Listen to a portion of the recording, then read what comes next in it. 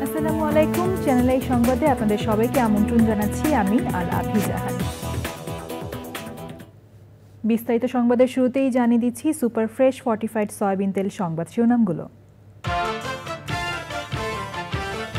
রাষ্ট্র সংস্কারে প্রাথমিকভাবে 6টি কমিশন গঠন, জাতির উদ্দেশ্যে ভাষণে অর্থনীতির চাকা সচল রাখতে প্রধান উপদেষ্টার আহ্বান। নির্বাচনের মাধ্যমে জনগণের সরকার হলে স্বৈরাচার বিদায়ের লক্ষ্য অর্জন হবে মন্তব্য, রাজনীতির পাশাপাশি অর্থনৈতিক মুক্তিতে তারেক রহমানের প্রত্যয়। এবং সবুজে সাজাই বাংলাদেশ স্লোগানে শেরপুরে প্রকৃতি ও জীবন ক্লাবের বৃক্ষরোপণ, প্রাকৃতিক ভারসাম্য রক্ষায় এই কর্মসূচিতে বিশিষ্টজনদের প্রশংসা।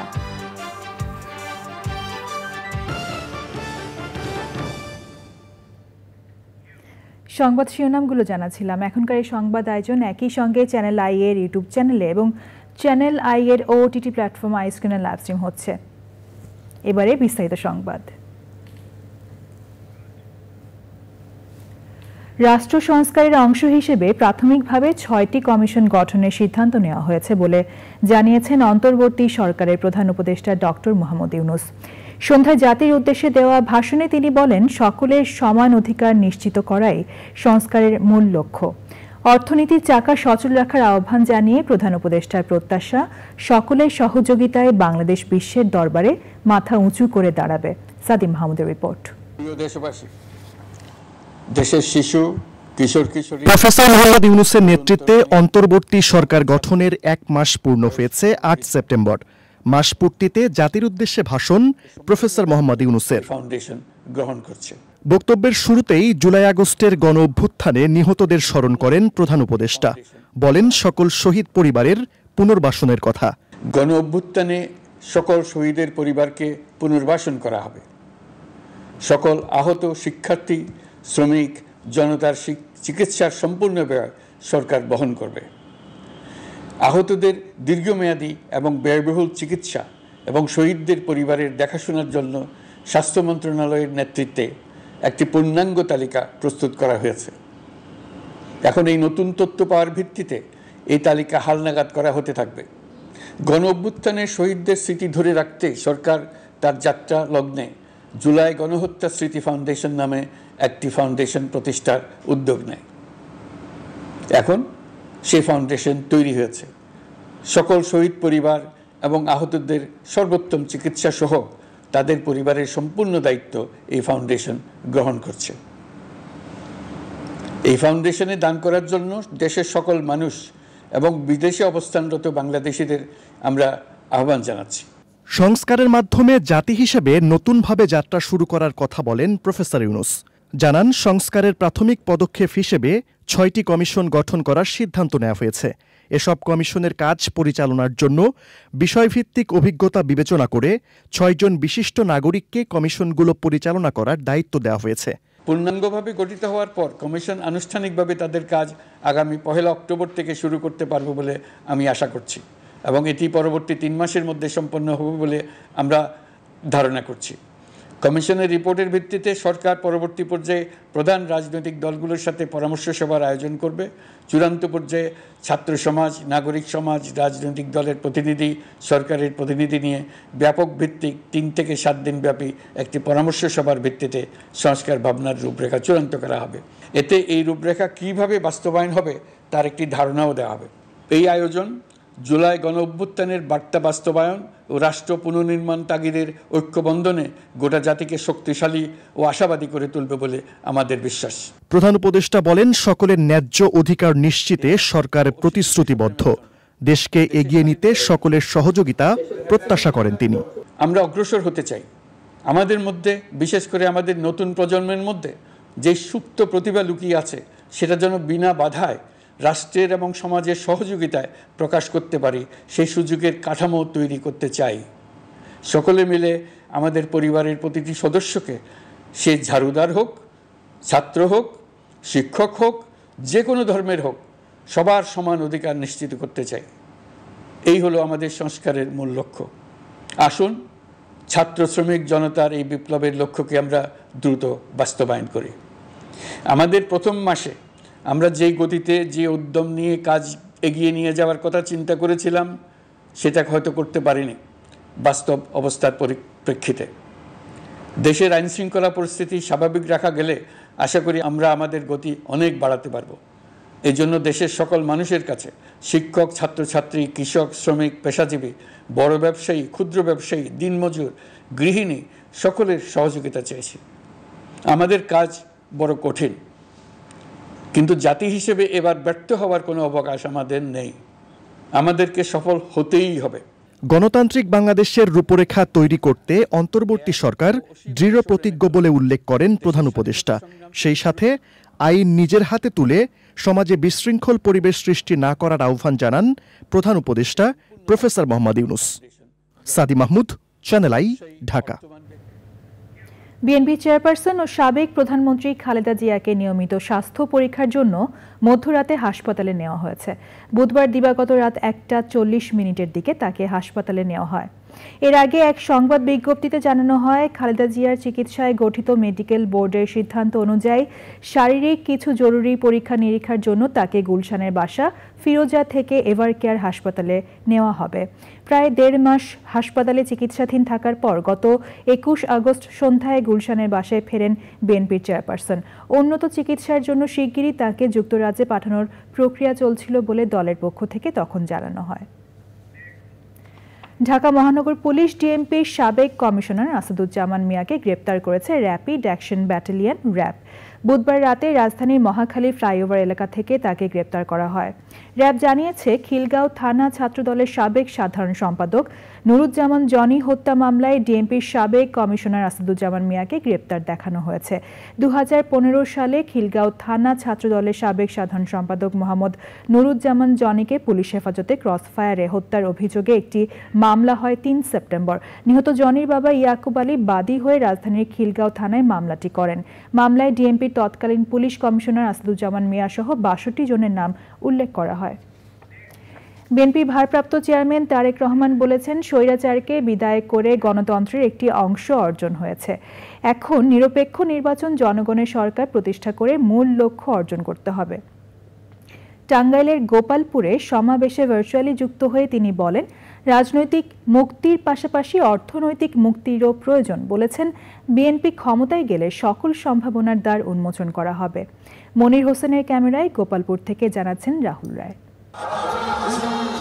আওয়ামী লীগ সরকারের পতনের পর বিএনপির জেলা ও থানাভিত্তিক প্রথম সমাবেশ ছিল সাতক্ষীরা, দ্বিতীয় সমাবেশ হলো টাঙ্গাইলের গোপালপুরে। প্রায় 16 বছর পর গোপালপুরে অনুষ্ঠিত সমাবেশে স্থায়ী কমিটির কোনো সদস্য না থাকলেও ছিলেন টাঙ্গাইল জেলার সিনিয়র নেতারা। দলের ভাইস চেয়ারম্যান আব্দুস সালাম পিন্টু সহ গ্রেপ্তার সকলের মুক্তি চান তারা। 17 বছর যারা মাঠে ছিলেন, দয়া করে তারা ঐক্যবদ্ধ থাকবেন। নেতাকর্মীরা অধীর অপেক্ষায় ছিলেন দলের ভারপ্রাপ্ত চেয়ারম্যান তারেক রহমানের বক্তব্য শোনার জন্য। বিকেল 5টার দিকে ভার্চুয়ালি যুক্ত হন তারেক রহমান। ষড়যন্ত্র এখনো চলছে উল্লেখ করে তারেক রহমান গণতন্ত্রের পূর্ণ বিজয়ের জন্য সবাইকে ঐক্যবদ্ধ থাকার আহ্বান জানান। স্বৈরাচার দেশ থেকে বিদায় হয়েছে, এখন আমাদেরকে দেশকে গড়তে হবে। আমরা দেশ এবং দেশের মানুষের সামনে দেশের কিছু মৌলিক বিষয়, দেশের রাজনীতির কিছু মৌলিক বিষয় পরিবর্তনের আমরা প্রস্তাবনা দিয়েছি। যে আন্দোলনের মাধ্যমে স্বৈরাচারকে বিদায় করেছি, আমরা এই বিদায়ের মাধ্যমে আমরা গণতান্ত্রিক যে বিজয়, তার একটি অংশ আমরা অর্জন করেছি। আপনাদের সাহায্য এবং সহযোগিতা পেলে আগামী দিনে আপনাদের সমর্থন নিয়ে সরকার গঠন করতে সক্ষম হলে আমরা এই সম্ভাবনার দ্বার উন্মোচন করব।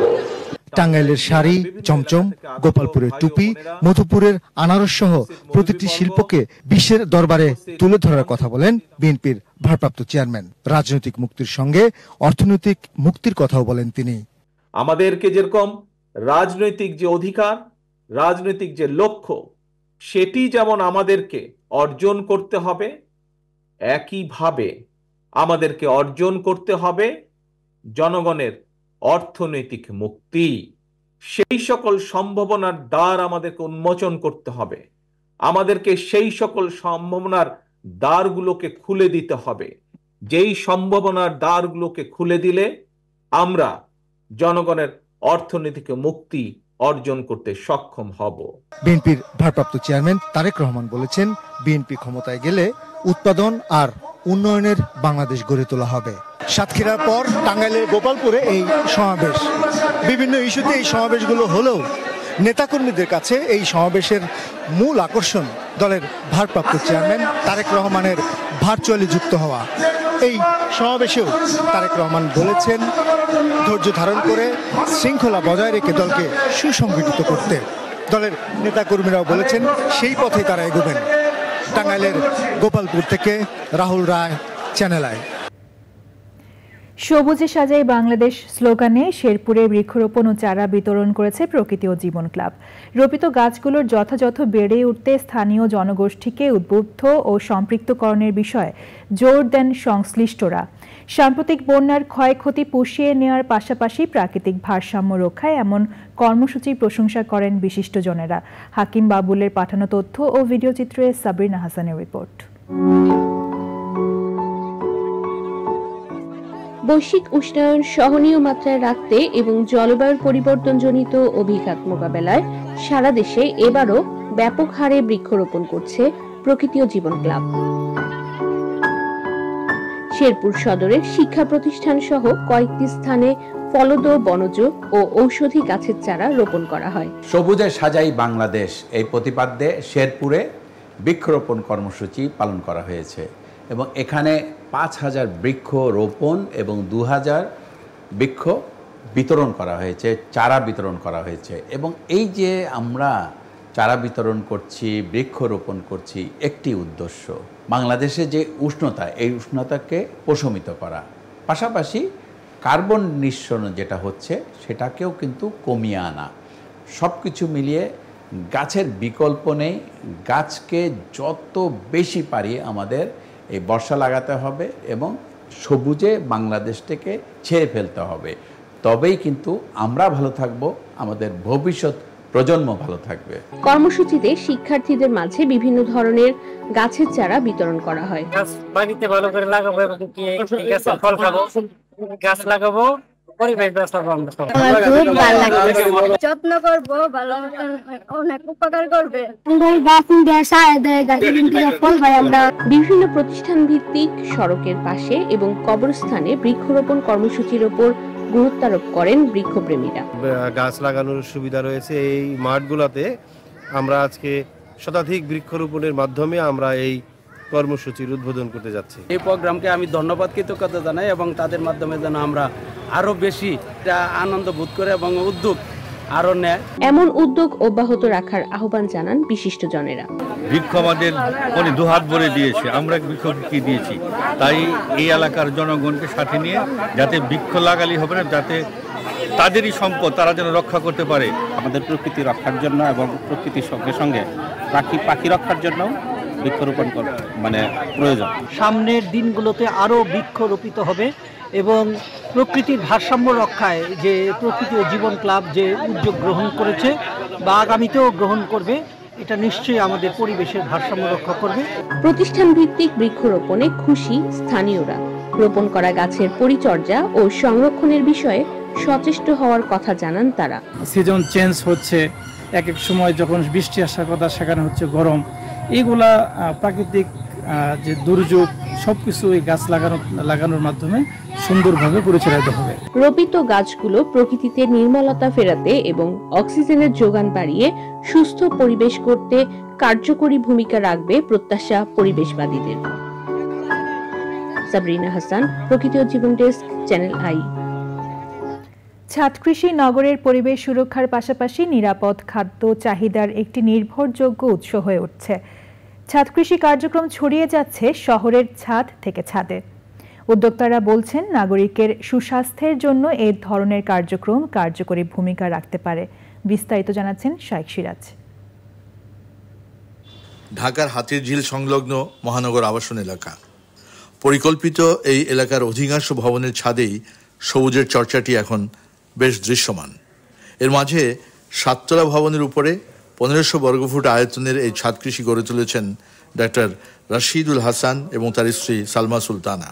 কতটুকু শাকসবজি আপনারা এখান থেকে পান, যেটা থেকে আপনার বাজার থেকে আর কিনতে হয়? না, বাজার থেকে কোনো কিনি না, বরঞ্চ বললাম না, আত্মীয় স্বজন যারা যেখানে আসছে ঢাকা শহরে সবার বাসায় পাঠাই আমি। শীতকালীন সবজি যেগুলো সেগুলো বেশিরভাগ আমরা এখানে পেয়ে যাই। বাহারি সবজি আর নানান ফল ফসল উৎপাদন হচ্ছে এখানে। নিরাপদ খাদ্যের ভাবনা থেকে নেওয়া হয়েছে জৈব কৃষির চর্চা। গোবর সার মিলাই, নিম খোল মিলাই, আর ওই যে আমার সব সবজি পচা, তারপরে এই গাছের পাতা সব ওই ড্রামে রেখে দিই। এই যে এই বর্ষা শেষ হলে ওগুলো সব আবার মাটির সাথে মিলাবো। নগরের অধিবাসীদের স্বাস্থ্যসম্মত জীবনযাপনের তাগিদ ও প্রয়োজনীয় পুষ্টির যোগানে ছাদ কৃষি ক্রমেই ছড়িয়ে পড়ছে, দাবি উদ্যোক্তাদের। সমস্ত হাউস ওয়াইফ যারা আছে তাদেরকে অনুরোধ করব যে আপনারা অবসর সময় একটা গাছ হলেও লাগান।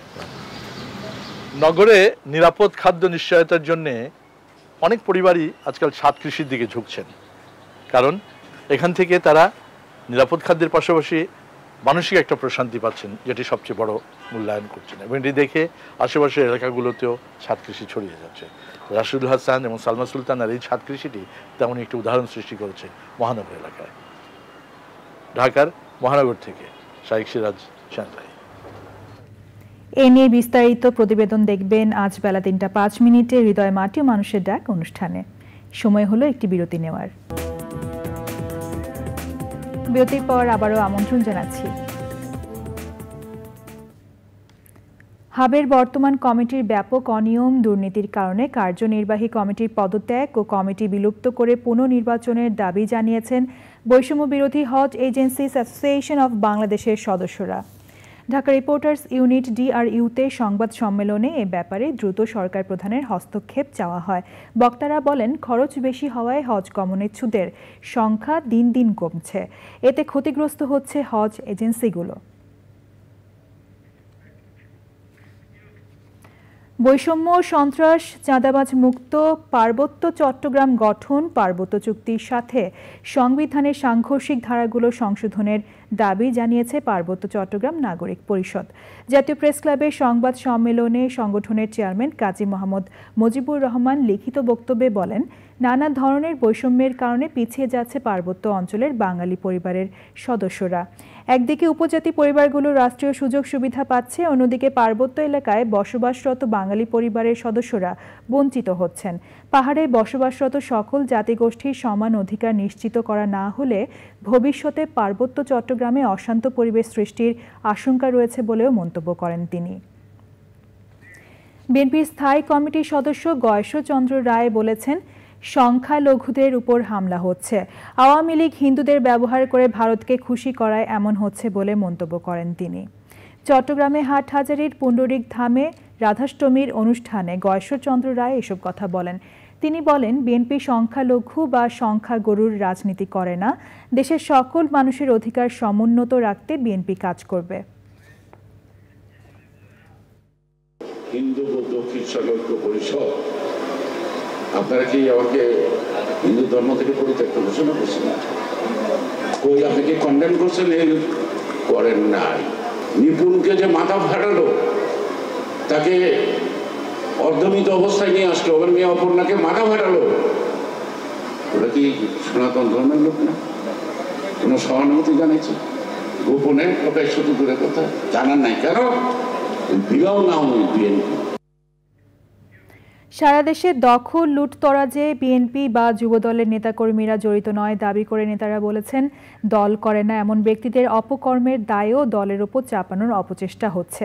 বিকালে রাজধানীর কাকরাইলে আইডিবিপি মিলনায়তনে যুবদলের ঢাকা বিভাগীয় নেতাদের সঙ্গে মতবিনিময় সভায় নেতাকর্মীদের অসাংগঠনিক কার্যকলাপে জড়িত না হওয়ার এবং কোনো প্রকার মোটর শোভাযাত্রা না করার নির্দেশনা দেন যুবদলের সভাপতি মোনায়েম মুন্না এবং সদস্য সচিব নুরুল ইসলাম নয়ন।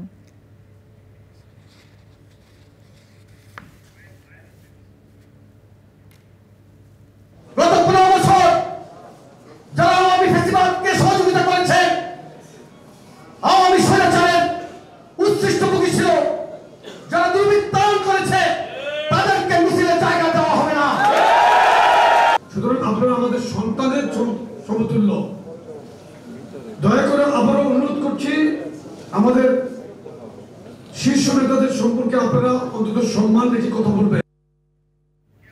এবার কৃষি সংবাদ।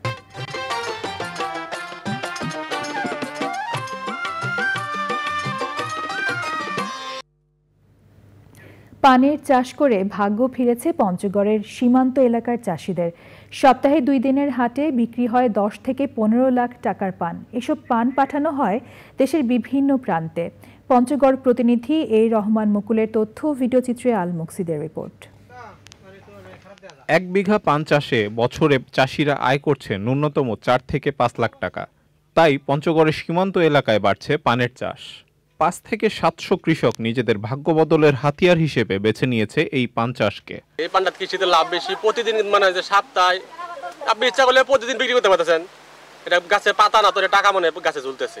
আধা বিঘা পান লাগাইলে সারা বছরে সেইখান থেকে প্রায় 2 থেকে 2.5 লক্ষ টাকা ইনকাম করা যায়। প্রতি বিঘা জমিতে পানের বরজ করতে খরচ হয় সর্বোচ্চ 3 থেকে 4 লাখ টাকা।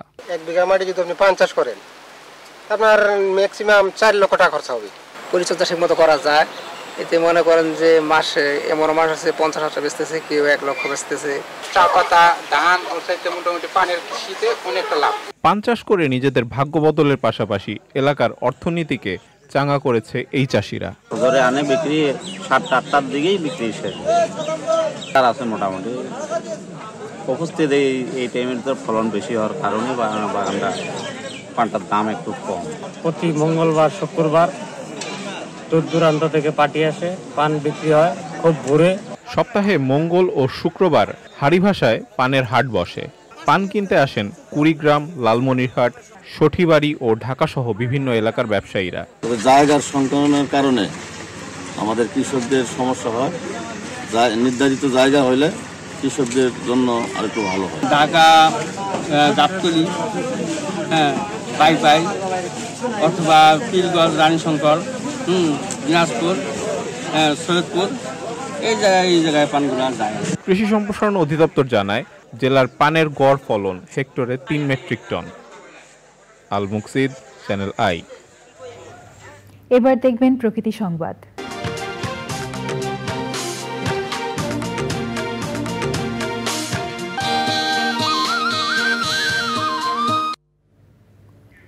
যেখানে সেখানে ছড়িয়ে ছিটিয়ে থাকা ময়লা আবর্জনার দুর্গন্ধে বেহাল দশা বগুড়া শহরবাসীর।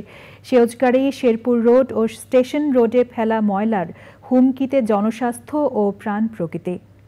জনপ্রতিনিধিদের দাবি, অপর্যাপ্ত জনবল এবং অর্থের কারণেই ভেঙে পড়েছে বর্জ্য ব্যবস্থাপনা। রৌফ জালালের তথ্য, ভিডিওচিত্রে আফরোজা হাসির রিপোর্ট। প্রতিদিন শহরের ময়লা আবর্জনা সংগ্রহ করে সেউজগাড়ি এলাকা, স্টেশন রোড এবং শেরপুরের সেকেন্ডারি ডাম্পিং স্টেশনে ফেলেন পরিচ্ছন্নতা কর্মীরা। তবে নির্দিষ্ট স্থানে জায়গা না থাকায় পাশের সড়কেও রাখা হচ্ছে এসব ময়লা।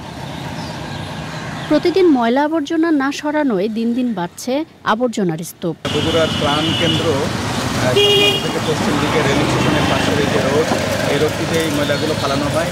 এগুলো আসলে আমাদের পরিবেশের জন্য অত্যন্ত ভয়ঙ্কর একটি অশনি সংকেত নিয়ে আসে। এতে দুর্গন্ধে চলাচলে ভোগান্তিতে পড়েন পথচারী এবং স্থানীয়রা। বিচ্ছিরি অবস্থান এখানে দেখা যায়। প্রত্যেকটা মানুষের যাতায়াতের খুব কষ্ট হয় এবং এখানে আশেপাশে কিছু শিক্ষা প্রতিষ্ঠান আছে, যেমন এই যে এখানে একটা স্কুল আছে, এই স্কুলের ছোট ছোট বাচ্চারা এখানে যাতায়াত করে, তাদের খুব কষ্ট হয়। এমন পরিস্থিতি জনস্বাস্থ্যের জন্য হুমকি বলছে পরিবেশ অধিদপ্তর। ময়লা আবর্জনা ফেলার জন্য কোনো নির্দিষ্ট জায়গা নেই, বড় ধরনের কোনো জায়গা নাই যেখানে গার্বেজ ফেলা যাবে। আমার মনে হয় কর্তৃপক্ষের ভাবা উচিত যে একটা নির্দিষ্ট জায়গায় ময়লা ফেলার জন্য একটা জায়গার ব্যবস্থা করা। অপসারণ করার দায়িত্ব পরিবেশের নয়, পরিবেশ শুধু সচেতন করতে পারে। আর এই ময়লা আবর্জনা যত্রতত্র পড়ে থাকলে এটা পরিবেশের জন্য ভয়াবহ একটা বিপর্যয় ডেকে আনবে। বর্জ্য ব্যবস্থাপনার উন্নয়নে দ্রুত উদ্যোগ নেওয়ার কথা জানিয়েছেন জনপ্রতিনিধি। বর্জ্য ব্যবস্থাপনা পরিচালনা করা আমাদের জন্য অত্যন্ত কঠিন হয়ে পড়েছে। তার কারণ হলো আমাদের নিজস্ব পৌরসভায় 13টি ট্রাক, তার ভিতরে 8টি ট্রাক, তার ভিতরে মাত্র 3টি সচল, আরগুলো অচল। বিশাল পৌরসভায় বর্জ্য ব্যবস্থাপনা নিয়ে আমরা অত্যন্ত হিমশিম খাচ্ছি। আমাদের সাধ্য অনুসারে ভাড়া করে আমরা চেষ্টা চালাচ্ছি। আশ্বাস নয়, প্রাণ প্রকৃতি রক্ষায় কার্যকর পদক্ষেপের দাবি ভুক্তভোগীদের। আফরোজা হাসি, প্রকৃতি ও জীবন ডেস্ক, চ্যানেল আই। এখন দেখবেন খেলার খবর।